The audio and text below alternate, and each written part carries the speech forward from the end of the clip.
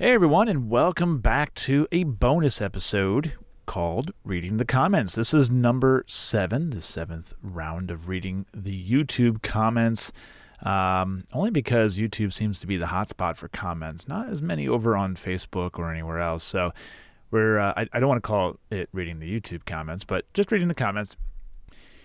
This should have came out back on Friday, but I dropped the ball. And because I dropped the ball, you're actually going to get a little bonus comment. I got 4 comments lined up for you today.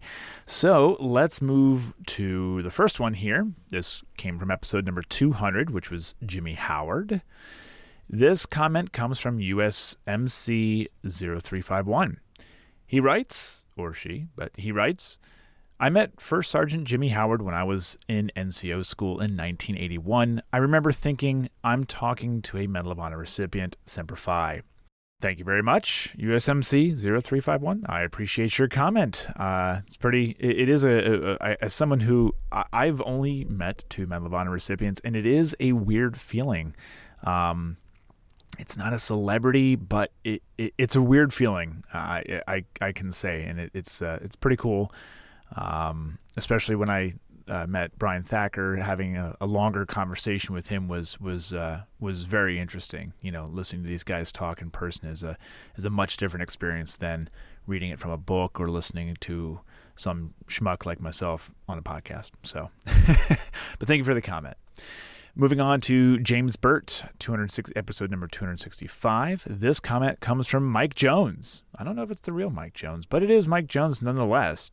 He writes, good video. The regiment's motto is still Burt's Knights. 05 Feb 21.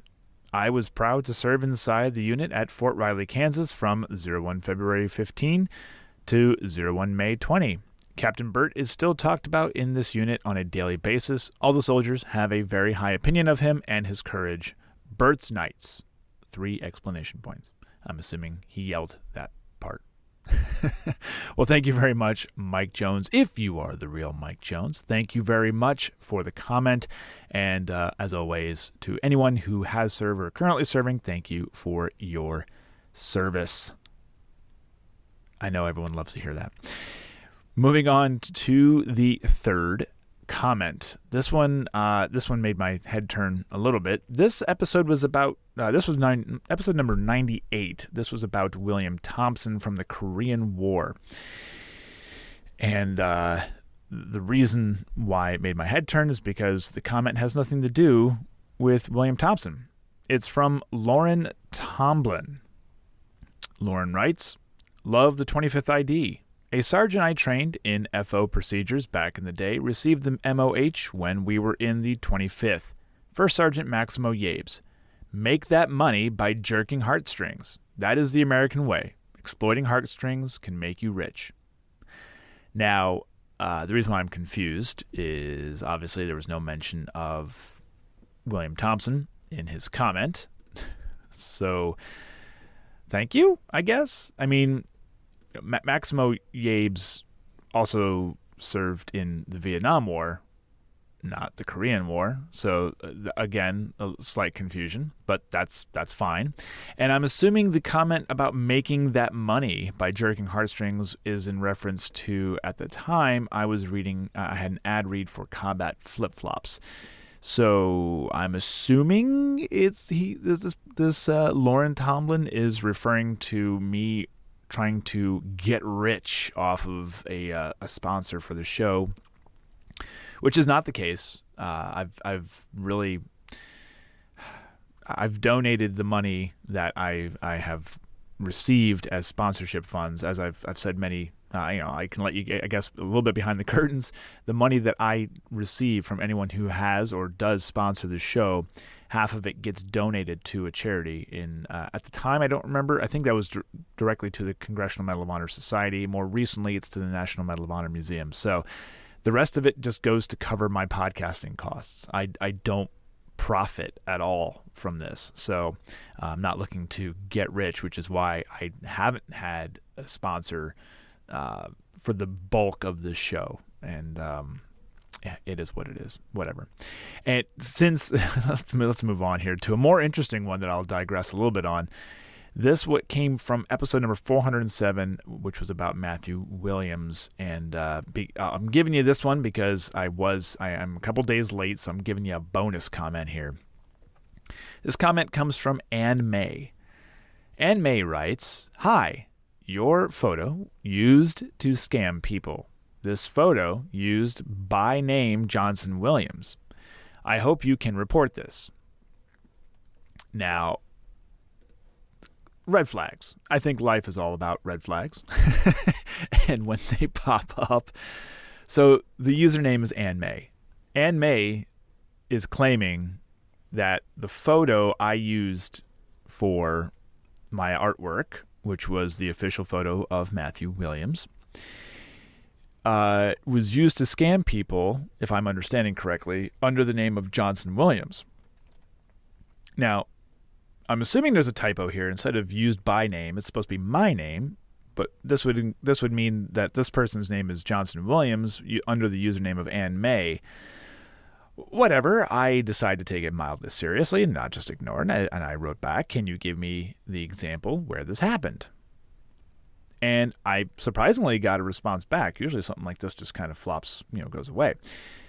Ann May writes back, "It happened in Facebook dating apps. You might know Sergeant Matthew Williams. I think he has the right to know that his pictures have..." Wait. Man, when people don't use right grammar, it really catches you off guard. "I think he has the right to know that his pictures has been using to scam people. I got proof here. If you want, I can send it to you. You can give an email to me. My email is redacted. But just let me know your Tales of Honor podcast. I'm doing this because it has to be stopped. I don't know how many women have been victimized, and I don't know where I can report this. Thank you." Well, this the email claims the same name of Ann May. Okay, I'm not going to give out the entire email address, but so the email and the username line up. However, I'm confused because the original comment saying this person's name was Johnson Williams, not Ann May, which is interesting. But good Lord. First of all, I didn't know Facebook had dating apps, so that's a new one to me. And Ann May, if you are listening to this, I suggest that you, and I'll reply back to you on this one, I suggest you probably report it to the Facebook dating app. I also do not personally know Matthew Williams. I have had a couple brief interactions through social media with Matthew Williams, also with his wife, and that is about it. I don't know them, and I agree that it is terrible when people use somebody else's persona to try to scam people. You see this all the time with famous people, and but I will revert back to Ann May. You should probably just report it to wherever the Facebook dating app that you were on. Probably report it to them. So, man. Okay.